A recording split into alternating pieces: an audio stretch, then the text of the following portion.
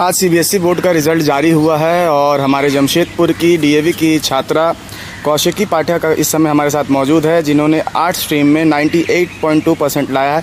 पहले तो आपको बहुत बहुत कॉन्ग्रेचुलेशन इस हाई परसेंटेज के लिए। क्या कुछ कहना चाहोगे? पहले अपना बात कहो। हम बहुत खुश हैं इस रिज़ल्ट से। मैंने जो एक्सपेक्ट किया था मुझे वही आया है।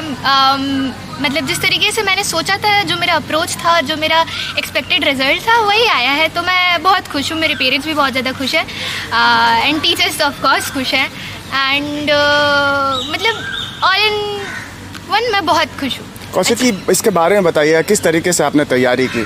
देखिए, सबसे ज़्यादा इम्पॉर्टेंट चीज़ है, आप अगर स्कूल के सिलेबस की बात करें, सीबीएसई की बात करें, तो आपको एनसीईआरटी के जो प्रिस्क्राइब बुक्स हैं एंड एनसीईआरटी का जो सिलेबस है उसको आपको बहुत अच्छे से पढ़ना पड़ेगा एंड आपको एक माइंडसेट रखना पड़ेगा कि आपका सिलेबस जल्दी कंप्लीट हो जाए एंड उसके बाद आप फिर उसका रिविज़न करते रहे। बिकॉज़ और एक चीज़ है कि आपको कॉम्पिटेंसी बेस्ड जो क्वेश्चंस होते हैं उस पर भी ज़्यादा फोकस करना चाहिए। लाइक इस बार का जो पेपर था वो डिफरेंट था। पास्ट जितने भी पेपर्स आए हुए थे उससे थोड़ा डिफरेंट था। जैसे कि इस बार का 50% of the paper competency based था। तो आपको प्रैक्टिस की ज़रूरत है और आपको सबसे ज़्यादा आपके कॉन्सेप्ट्स क्लियर होने चाहिए, तभी आप अच्छा स्कोर कर पाओगे। वरना आप जो एमसीक्यू बेस्ड क्वेश्चंस होते हैं, जो ऑब्जेक्टिव बेस्ड क्वेश्चंस होते हैं, वो आप मिस आउट कर सकते हो, उसमें आप गलती कर सकते हो। पर डे कितने आवर्स पढ़ती थी और एग्ज़ाम जितने निकट आते गया उसमें और क्या चेंजेस हुआ उसमें? मैं सही बताऊं तो मैंने उतनी पढ़ाई की नहीं है, क्योंकि कर नहीं पाई थी मैं, क्योंकि मैंने एक और एग्ज़ाम दिया था जिसकी वजह से मैं बहुत ज़्यादा डिवोटेड थी और मेरा टाइम बहुत ज़्यादा उस पर ही डिवोटेड था।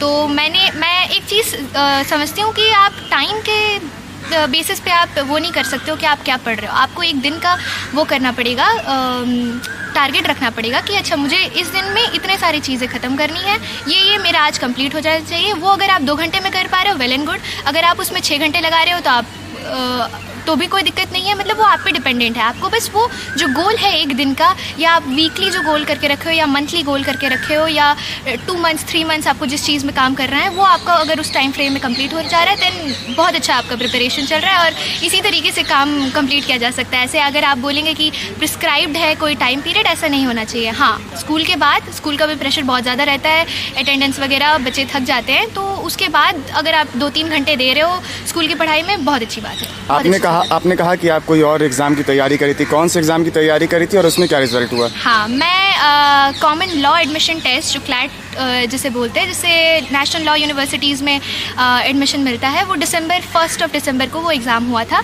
मैंने वो एग्ज़ाम 2 साल प्रिपेयर करके दिया था। उसमें मेरा ऑल इंडिया रैंक 159 आया है, but due to some legal disputes उसके रिजल्ट्स अभी भी और मेरिट लिस्ट अभी भी ड्यू है आना। बट जो प्रीवियस मेरा रिजल्ट था वो ऑल इंडिया रैंक 159 था। मैं थोड़ा सा उस पर ज़्यादा फोकस थी, इस पर मैं थोड़ा कम फोकस थी। बट सीबीएसई का जो शेड्यूल था एग्ज़ाम का वो बहुत अच्छा था। उसमें ब्रेक्स बहुत अच्छे मिले हुए थे हमें। Basically like on an average 5-6 days का गैप मिला था, तो मेरा उसमें भी बहुत बेनिफिट हो गया। मैं उसमें भी पढ़ के बहुत अच्छा कर पाई। अपने फादर्स मदर्स के बारे में बताइए। मेरे फादर के उनके बारे में बताइए, क्या करते हैं? अच्छा, मेरे पापा का नाम पूर्णेंदु पाठक है, मेरी मम्मी का नाम रीना पाठक है। मेरा एक छोटा भाई है जो क्लास 10th में है और मेरे पापा सेल्फ एम्प्लॉयड हैं।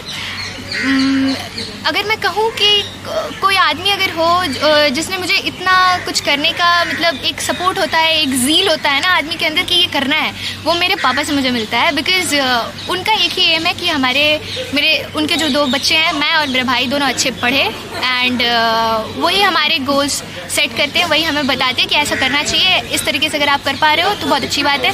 तो इन ऑल वो मतलब बहुत ही ज़्यादा सपोर्टिव है और मेरी मम्मी भी उसी तरीके से है। तो मेरा जो फैमिली है वो बहुत ही एजुकेशनल बैकग्राउंड से आता है। मेरे दादाजी टीचर है, मेरे पापा सेल्फ एम्प्लॉयड है। मेरी मम्मी भी एक टाइम पे टीचर थी और उनकी तरफ से बहुत सपोर्ट रहता है। वो आई थिंक मुझे उन्हीं से मिलता है कि हाँ कुछ करना है। कौशिकी, अब आगे क्या करना है? आगे क्या टारगेट है?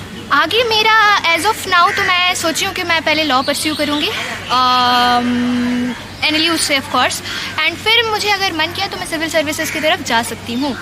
क्योंकि एज ए मतलब मुझे लॉ पढ़ने का बहुत मन है, क्योंकि मेरे फैमिली में कोई भी लॉयर नहीं है। तो मुझे इस चीज़ में बहुत इंटरेस्ट आता है कि कोई अगर कुछ नहीं है तो वो वो जानने में बहुत इंटरेस्ट रखती हूँ मैं कि अच्छा इसमें कोई नहीं है तो मैं कर सकती हूँ ये चीज़।